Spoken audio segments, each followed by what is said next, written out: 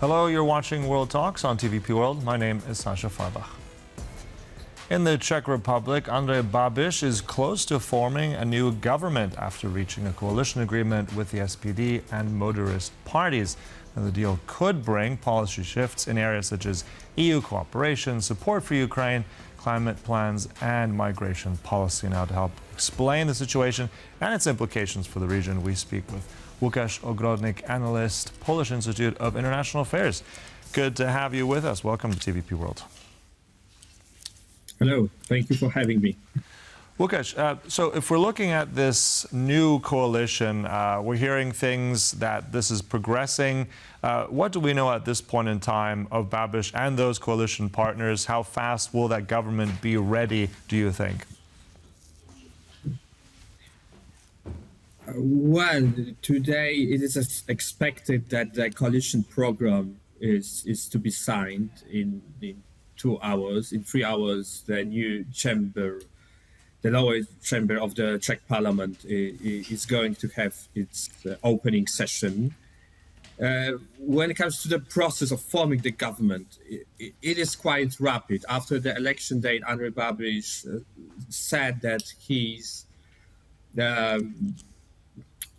best option, best favorable option would be the minority government with the backing of other parties. But this is not the case. So the most likely scenario for now is the establishment of the three-party government. So other party of Andrej Babiš with two coalition partners, far-right SPD party and Eurosceptic Motorist for themselves party.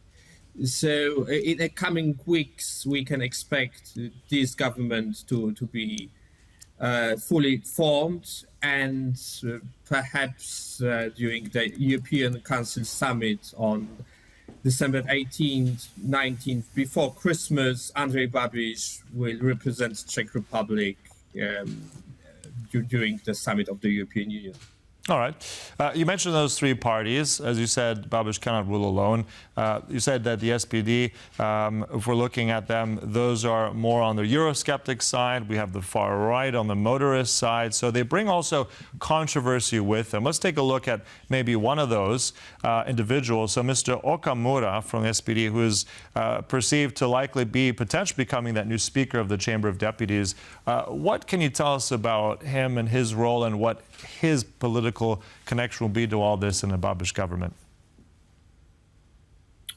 To omit these potential clashes and discrepancies in the program, the leaked program says that it's going to be a center-right government with social and conservative indicators. We don't know exact names of the future cabinet, Babiš cabinet. However, we know that 9 seats are going to, plus the seat of Prime Minister, are going to ANO, 4 for Motorists and 3 for SPD, that is far-right party, plus the seat of the chief of the lower chamber of the parliament, Tomio Okamura, who is not new in Czech politics, a controversial figure, suggesting even that Czech Republic should be out of European Union and NATO through the referendum. To calm down partners and public opinion in the government, there's a formula which is saying that that rules out the referendum on the membership of Czech Republic in these organizations. Right, but on that, I want to just jump in. We're still, Łukasz, we're still unsure, as you said, of the actual people who will be on the cabinet. But Mr. Okamura, that's the name that's floating around. What do we know about him? I mean, this is someone from a party that's considered very much Eurosceptic. How much influence does he have? You said he's not new in Czech politics. So what does that mean for, let's say, local, regional influence? What do you know about this individual there? He most likely will not be part of the cabinet, but he might be the future chief of the lower chamber of parliament. So it means that his power is very much limited. Yeah, in terms of parliamentary diplomacy, he will have much to say. So to many European politicians, he might be a controversial and uneasy partner, as being a staunch critic of the European Union and NATO, staunch critic of supporting Ukraine, which he might be seen positively in Kremlin, but not in many European capitals. But he most likely will not be part of the government, but his party members also not, because his approach to the government was that we will propose experts, not party members, as the future members of cabinet. As for instance, far right in Austria did, the Freedom Party, FPÖ, when it was co-governing together with Christian Democrats of Sebastian Kurz. I want to jump in again because we have another name floating around, and that is of the motorist, Filip Turek, who potentially also could be in some significant role, maybe even foreign minister. I mean, he also has controversy attached to him. So what is that direct, let's speculate for a moment, what would that kind of impact have on Czech foreign policy if someone like that were to represent it abroad?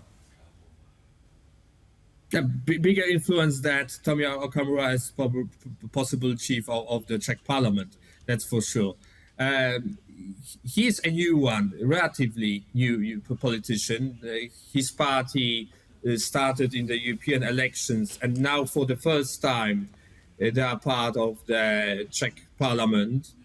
3 seats in the future government, and he's a highly controversial figure that journalists revealed his posts on Facebook from the past, which were controversial is not an adequate word. He might be problematic in terms of the view of Czech Republic if he will become the future foreign minister. Andrej Babiš said that Filip Turek has to explain himself in public and defend himself if he wants to be the future foreign minister. And there's also a role of President Pavel, who might block nominations of the future cabinet, as his predecessor Miloš Zeman did in the past. So it is not sure if Filip Turek, who is, by the way, more Russian skeptic politician than Tomio Okamura is, but it's not sure if he will become the future cabinet member. Right. You mentioned President Pavel, and you said there is that process of they still have to be approved by the president. As you said, that might be controversial, and the president may step in there. Another thing that a lot of these parties under Babiš have said is that they want to, for sure, limit or decrease their support of Ukraine in terms of arms. There is this Czech ammunition initiative, which the Czech Republic was leading. This is something quite central and supported by President Pavel. How much of, let's say, an influence would the president have to make such an initiative continue if, let's say, under Prime Minister Babiš, he'd like to discontinue? Does he have any leverage there? Well, President Pavel is head of the state, taking into account discrepancies and differences between him and future possible cabinet under Andrej Babiš, he will probably try to make the damage control. On Ukraine, for instance, the future government program is very enigmatic. There's only one sentence that the government will support diplomatic efforts leading to peace in Ukraine. The word Russia isn't mentioned even once. So we still don't know how the future Czech foreign policy will look like, but we know Pavel and his stance as a former general in NATO structures with very pro-Western views. So we can expect also tensions between the future Czech government and the seat of president, uneasy cohabitation. Right. That sounds quite familiar looking at the region more and more, that kind of cohabitation challenges. Look, we'll see how it develops. It's going to be interesting. Also, these controversial figures, if they make it past that presidential sign-off. Look, thank you so much. That was Łukasz Ogrodnik with us today. Appreciate your insights. And thank you for watching. That concludes World Talks, but stay tuned. There's much more coming up right here on TVP World. Goodbye.